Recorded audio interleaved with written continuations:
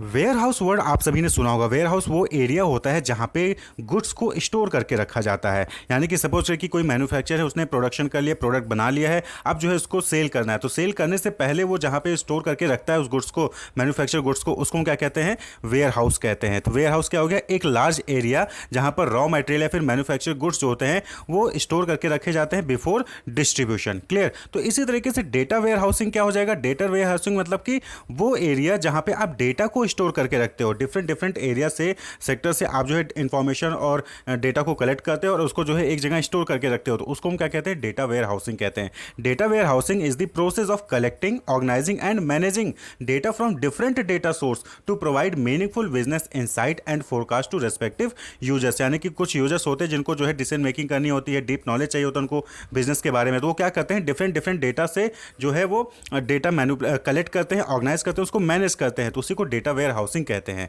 Clear? आप suppose करें कि कोई पर्सन है, उसको चाहिए कि वो जो है जानना चाहता है कि मिस्टर एबीसी हैं, उनकी जो है सेल पिछले साल कितनी रही है, यानी कि उन्होंने कितना यूनिट सेल किया है। तो वो क्या करेंगे? डेटा वेयर हाउसिंग करेंगे। उसमें क्या करेंगे कि अलग अलग डिफरेंट सोर्सेज से डेटा को कलेक्ट करेंगे, यानी कि पहले एम्प्लॉय की डिटेल एचआर डेटा से निकालेंगे, उसकी सेल्स की डिटेल मार्केटिंग डेटा से निकालेंगे, फिर उसको जो है कंपाइल करके कहाँ पे लेके आएंगे? डेटा वेयर हाउसिंग में आएंगे। तो that is collecting from different sources, organising and managing, जिससे कि आप जो है फर्दर डिसीजन मेकिंग ले सकें। फिर आपको पता चलता है कि अच्छा मिस्टर एबीसी ने पिछले साल सिर्फ 10 ही लाख यूनिट सेल किए हैं जबकि उनका टारगेट 20 लाख था, तो फिर आप क्या करते हो? उसके बेसिस पे आप फर्दर डिसीजन मेकिंग कर सकते हो। तो डेटा वेयर हाउसिंग का मतलब कि डिफरेंट डिफरेंट सोर्सेज से डेटा को निकाल के एक जगह रखना, जहां पे फिर बाद में उसका यूज करके आप फर्दर डिसीजन मेकिंग कर सकते हो। तो it integrate data and information collected from various sources into one comprehensive database. तो यहाँ पे क्या किया जाता है कि यहाँ पे जो है अलग अलग डेटा, वेरियस सोर्सेज जो डेटा आपने कलेक्ट किया उसको इंटीग्रेट करते हैं, उस इंफॉर्मेशन को इंटीग्रेट करते हैं और एक जगह पे कॉम्प्रिहेंसिव डेटाबेस उसका तैयार करते हैं। ठीक है?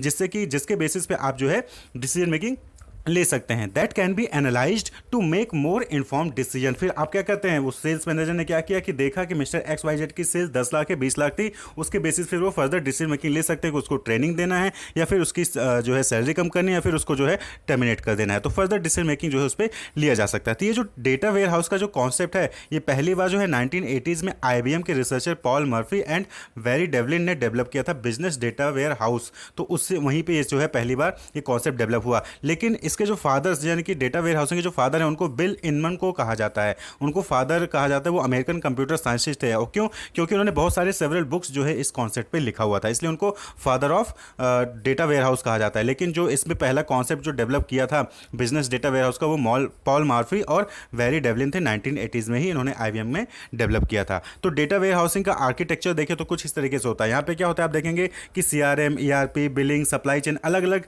जो है डेटा सोर्सेज है। यहाँ से डेटा जो है क्या किया जाता है?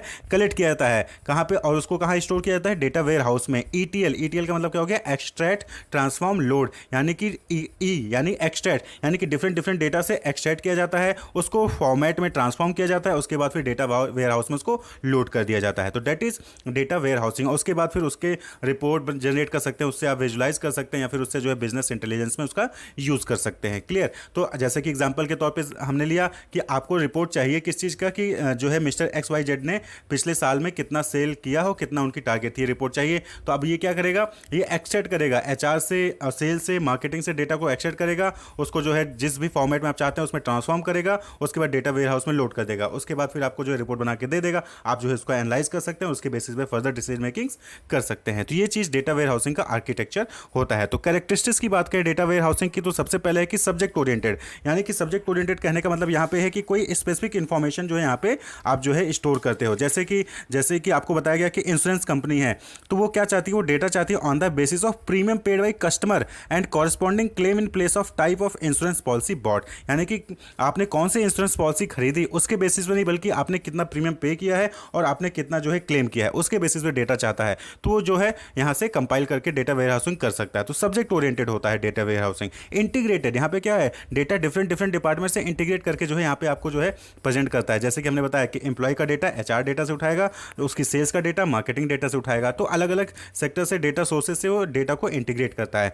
हिस्टोरिकल डेटा यहाँ पे ये नहीं है कि आपको जो है प्रेजेंट डेटा ही दिखाएगा, आपको जो है हिस्टोरिकल डेटा भी, पुराना डेटा भी आपको यहाँ पे शो करता है। नॉन वोलेटाइल यानी कि यहाँ पे अगर एक बार डेटा वेयर हाउस में आ गया डेटा तो फिर आप उसको जो है चेंज नहीं कर सकते हैं। वोलेटाइल नहीं होता है, नहीं वोलेटाइल जो चेंज किया जा सकता है, नॉन वोलेटाइल यानी कि आप उसको चेंज नहीं कर सकते हैं। वहीं पे लास्ट है समराइज्ड। यहाँ पे डेटा वेयर हाउस में जो डेटा आपके पास आता है वो क्या होता है, समराइज्ड फॉर्म में होता है, पूरा डिटेल नहीं होता बल्कि वो क्या होता है, समराइज्ड फॉर्म में होता है। क्लियर। वहीं पे दूसरा टर्म जो है related to database management system, that is data mining. Data mining क्या होता है? डेटा माइनिंग जो है डेटा वेयर हाउस के बाद आता है। देखिए डेटा माइनिंग का मतलब क्या होता है, सब पहले समझिए। Mining is the process of extracting useful material from earth. आपने देखा होगा कि अर्थ से जो यूजफुल मटेरियल हम जो है एक्सट्रैक्ट करते हैं, जैसे कोयला हो गया, सोना हो गया, तो हम एक्सट्रैक्ट करते हैं, ऑयल हो गया, तो उसी को हम माइनिंग प्रोसेस कहते हैं। तो इसी तरीके से डेटा में क्या होता है, बहुत लार्ज डेटा है, हर ऑर्गेनाइजेशन में डेटा बहुत ज़्यादा क्वांटिटी में होता है, तो उसमें से यूजफुल डेटा को एक्सट्रैक्ट करना, ठीक है, यूजफुल डेटा को, नॉलेज को एक्सट्रैक्ट करना, कोई पैटर्न को फाइंड आउट करना, किसी रिलेशनशिप को आइडेंटिफाई करना ही डेटा माइनिंग कहलाता है। Mining of knowledge from large data. Large data से जब नॉलेज को आप माइनिंग करते हो तो वही चीज़ क्या कहलाता है, डेटा माइनिंग कहलाता है। Clear. The process of sorting through large data sets to identify pattern and relationship that can help solve business problem through data analysis. यानी कि अब आपको सपोज करें कि आपको ये जानना है कि कौन सा जो एम्प्लॉय है किसका सेल सबसे ज़्यादा है। आपने 5 एम्प्लॉय सेलेक्ट किया, 5 एम्प्लॉय का आपको ये जानना है कि किसका सेल सबसे ज़्यादा है, और फिर उसके बाद आपने उसकी परफॉर्मेंस देखी कि उसका सेल ज़्यादा क्यों है। ठीक है, तो आपने देखा कि उसकी सेल इसलिए ज़्यादा है क्योंकि उसने मार्केट में ज़्यादा देर तक काम किया, फिर ज़्यादा दिनों तक काम किया, फिर उसने कम लीव्स ली हैं। तो आपने क्या किया, पैटर्न फाइंड आउट किया कि जिन्होंने कम लीव ली हैं उनका जो है सेल ज़्यादा है, जिन्होंने लीव ज़्यादा ली है उनकी सेल्स कम है। तो आपने पैटर्न फाउंड किया और उसके बाद फिर आपने इस पर डिसीजन मेकिंग किया कि अब जो है एम्प्लॉय को आप लीव्स कम देंगे या फिर रेयरली ही जो है उनको लीव देंगे, जिससे कि उनका सेल्स टारगेट क्या हो, अचीव हो सके, उनके सेल बढ़े। तो आप पैटर्न और रिलेशनशिप को फाइंड आउट कर सकते हैं डेटा माइनिंग के थ्रू।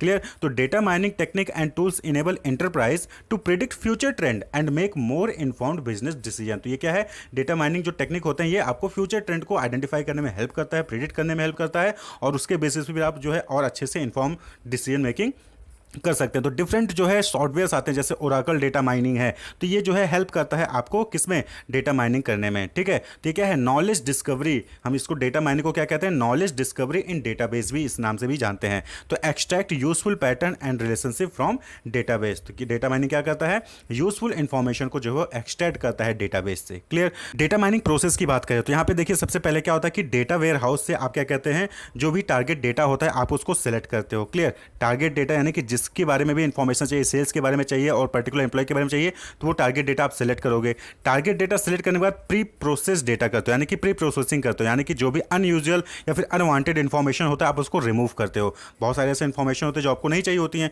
तो आप उसको क्या करोगे, उसको रिमूव कर दोगे। देन आपको जिस फॉर्मेट में डेटा चाहिए उस फॉर्मेट में आप ट्रांसफॉर्म करते हो, ट्रांसफॉर्म्ड डेटा।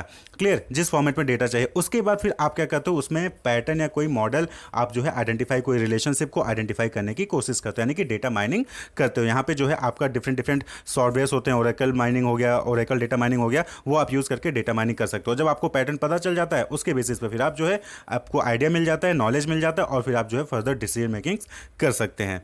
तो ये जो है पूरा डेटा माइनिंग का प्रोसेस होता है। क्लियर। तो पहले आप टारगेट डेटा को सिलेक्ट करोगे, यानी कि जिस पे आपको डेटा माइनिंग करना है, उसके बाद उसको प्री प्रोसेस करोगे, यानी कि वहाँ से जो अनयूजुअल डेटा है, अननेसेसरी डेटा है, उसको आप रिमूव करोगे। उसके बाद उस डेटा को एक जो भी आपने फॉर्मेट चाहते हो, जिस भी फॉर्मेट में आप डेटा चाहते हो उस फॉर्मेट में आप उसको कन्वर्ट करोगे। उसके बाद डेटा माइनिंग टूल्स का यूज़ करके जो है पैटर्न को, रिलेशनशिप को आइडेंटिफाई करोगे और आपको नॉलेज मिल जाएगा, और उसके बाद फिर आप डिसीजन मेकिंग्स कर सकते हैं।